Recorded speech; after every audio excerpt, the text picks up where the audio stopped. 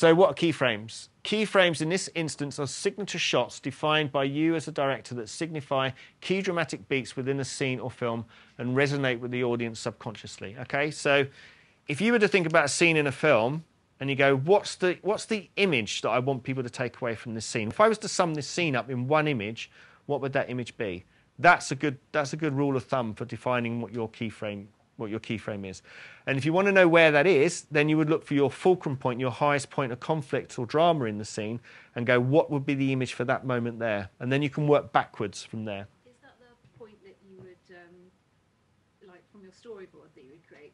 Typically, would that be your keyframe? Yeah, you can start there. Some people like to do it with to start in storyboard, but you may do it if you just maybe just want to write like a manually line the script or something like that as well. I would start with an image, you don't have to be good at drawing. Sometimes I taught students who they freeze. They go, I'm no good at drawing. It's not. You're not supposed to be good at drawing. It's just about getting your idea across. One thing that Robotham talks about in his book Cinematic Storytelling when it comes to keyframes is he says don't even worry about where the frame is. He says just think about just the image and then apply the frame afterwards. I'm not quite sure I'm quite with that. I think actually it is still nice at this point to think about your framing because the frame is an element of your storytelling. Does that make sense? It's not just a window on the scene. We'll talk about open and closed frames as well. In order to resonate, they must visually represent one or more of the following: the emotional meaning of the dramatic beat, the internal thought emotions of the character, the dramatic purpose of the scene, there we go, and the theme of the film. So you don't have to hit all of those beats, but the more you can, the more rich it's going to feel. Does that make sense? Cool. I know it feels like a lot, but once you get into it, it's a skill like anything else. You'll kind of develop it.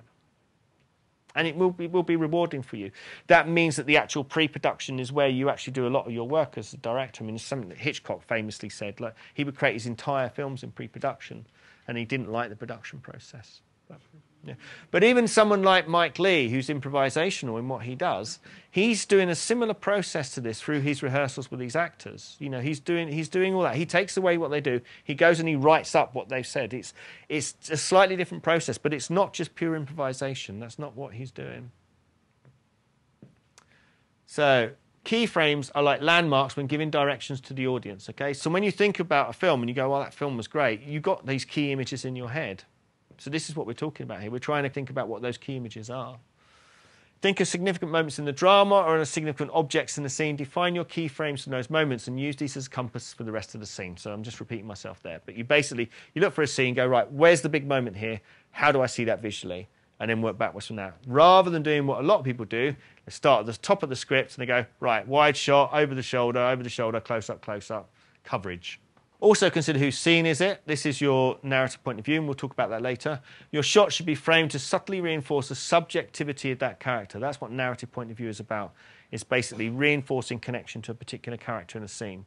That character isn't necessarily the one with the most lines or action. Okay? It's the one whose presence in that scene has the most dramatic weight. Okay?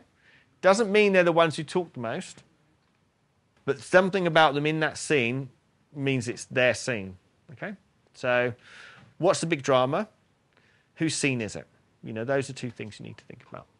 Not all of your shots, and this is going back again to what we talked about earlier, and this is, you know, so I'm telling you to go this way, and I'm saying, okay, we'll come back a bit, okay? Not all of your shots need to be loaded with symbolism. Importantly, your choice of shots should not bring the viewer out of the film unless you choose to at a particular moment, and that's the risk you run, is if you just overload it with tons of symbolism. There are great directors who are visually great directors, but you come away and you go, it's just nothing to it. Also remember to allow room for intuition, dreaming and playfulness. Be mindful not to fall into analysis paralysis, okay? It's a trap that I can fall into. You know, I'm a passionate believer in this approach. I think it's really, really helpful. Even if you use just some of this in your approach, it's going to help lift your work, okay? That said, finding signature keyframes for scenes, well, as I just said, building from that outward will deepen the meaning of your work. Always ensure you still capture some kind of master shot for coverage backup, okay? That is important. You should still always get a master shot as well, because you will be thankful in the edit. Now, there are some people, like the Coen brothers, I think famously, they would only shoot what was on their storyboard, and it was really to control their film so that the producers couldn't come in and re-edit it, basically. But you've got to have real strong confidence that what you've got on a storyboard can translate to on screen. And sometimes it doesn't. It can look perfect on paper. You know, even the grammar of it can be right, which is one of the reasons you do it, is because, you know, we'll talk about 180-degree rule later, but you just in terms of the grammar of the shot, you don't want to sort of screw up which way your characters are facing. But just you can think it through in your head and think, well, this works. But then the actual act of actually filming it on camera and getting it there, and you put it together and you go, it just doesn't work. So you just have to have some kind of backup. So there we go. And you can never get enough cutaways. These last two are the pragmatic points, okay? You think you've got enough, but you haven't. Always get more, okay? So if you've got a room and you're pressed for time, just get your first ADs on your back saying we've got no time. Just get your DOP and just say, look, just get some close-up details of that and that and that, because you'll be thankful in the edit when you do that. Just even if it's just to get from one shot to another. It could be anything from some, you know, like maybe there could be some technical issue where the end of one shot isn't working, and you've got to cut from that shot to a second take of it, and you got something you need to put in the middle just to make that transition. These are pragmatic things you need to deal with as well at the same time. Keyframes don't necessarily have to result in separate shots. The way to do moving camera shots is, how do you storyboard them? You storyboard your keyframes. You go, okay, we start here, we go there, and we end up there. Okay, and so that's how you do it. And so here, your camera can move towards the subject to reframe. I could be on you here in a wide, and then you say something and I move in. Now, really, that camera move should be motivated in some reason by something you do or something in the frame. But that positioning there, that's another keyframe for a particular point there. Okay? But it's all within one shot. So if you're drawing your keyframes, you draw there, because there's some significance to that, and then you do it there as well. Or it could be, rather than the camera moving, it could be your subject moving. Okay? So this is staging. And we'll talk about this, well, not this time, but when I talk about, I'm not flogging all my other workshops into me, but working with actors. There's blockings when you block your actors, where you're kind of working with your actors in the scene, try to work out where things are. But then staging, and staging is when you bring the camera in as well. There's often used interchangeably, those terms, but it helps to think of them that way. So blocking is just the acting, moving around. Staging is the camera being brought into the mix as well. Okay. So when you're dealing with an actor, the actor can move towards the camera and reposition, you know, and recreate a new keyframe. So not just the camera moving. Okay. And then you use the keyframes for your storyboard images there. You know, often people sketch in the sides of the script, or write on the back of the script, you know, or get a notebook. Just like, again, just treat it loosely and have fun with it. So connect your keyframes. Connect your keyframes to your overall film language. Think about your image systems and tie your keyframes in with your visual subtext. How can you bring your theme to life through your choice of individual shots?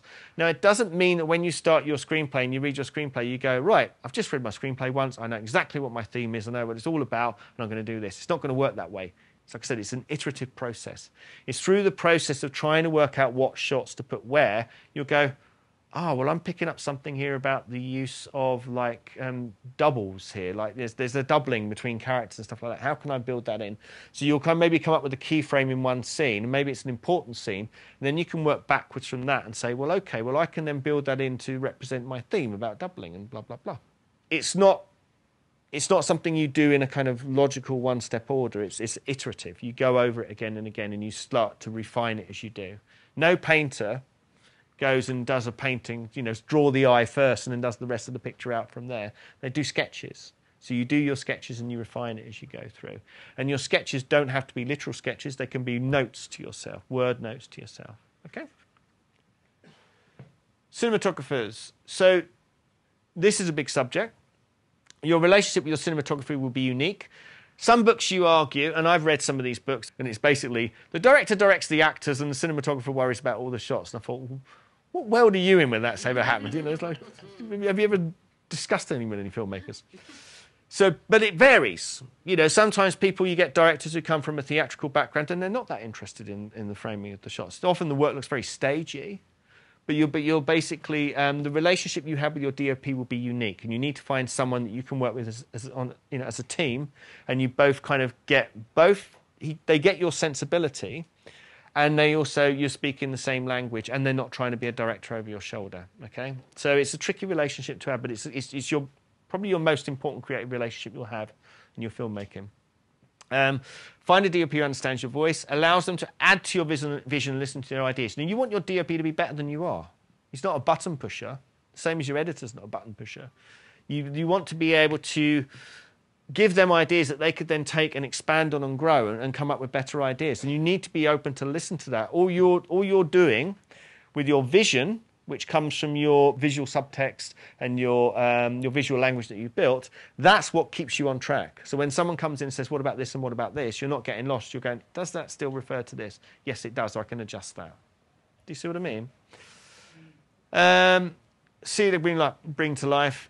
Value that experience, but stick to your guns on your vision for the film. In order to do that, do your pre-production work. That's the thing, because you will get strong personalities and they're good at their job. They'll probably be quite pushy as well. And they'll say, I want to do this. Now, what's going to help you with your imposter syndrome as a director, where everyone else is smarter at what they're doing than you are, is your pre-productions. It's knowing all that stuff that you said, do we have to do all that? Yeah, you do all that, because then when you're confronted with that, you can go, no, actually, we need to do that, and know why. You can stand your ground and have that confidence there. You have to storyboard. To storyboard or not to storyboard, you know what I mean? I think you should always storyboard because, sorry, Anna, I'm playing my mic pack. Just for pragmatic reasons, you can screw up the grammar of a shot. You know what I mean? We'll talk about that after the break, and it's really easy to do. Like the 180 degrees is a really, really boring, but it's like it's essential. You know, I've literally remember it wasn't a student I was teaching, but they had a screening of previous year's students, and there was a nice little drama, but one character's talking to the back of another character's head because they got the angles round the wrong way. And so doing storyboards, even if it's just like a balloon with a nose pointing out of it, it helps you do that, yeah. What will happen with the cinematographer, what will often happen will be that you'll get together, you'll discuss your ideas, talk about your themes and ideas. It's a good way to judge whether they're on board, because some cinematographers could be, I'm not bothered with that arty-farty crap, no, I just like to shoot nice shots. That's probably a bit of a warning, really, because if you look at any good Oscar-winning cinematographer, they talk this language. Like Vittorio Storaro and people like that, they're talking visual language, you know, and that's what you want. You know, otherwise it's just someone who's just interested in eye candy and getting coverage, you know, and you want more than that. But what will happen is often you'll have a discussion, make sure you're on the same page, talk about the overall ideas for the film. You go away as a director, you create your shot list and your storyboards and things like that. They go and do the same. You come together and then you kind of hash them out scene by scene. But you'll often find that if you're in the same sensibility and the script is working as a blueprint anyway, you should probably be in the same ballpark anyway. But they may come up with interesting ideas. And your job as a director, knowing your subtext, will go, yeah, that could work. We could try that.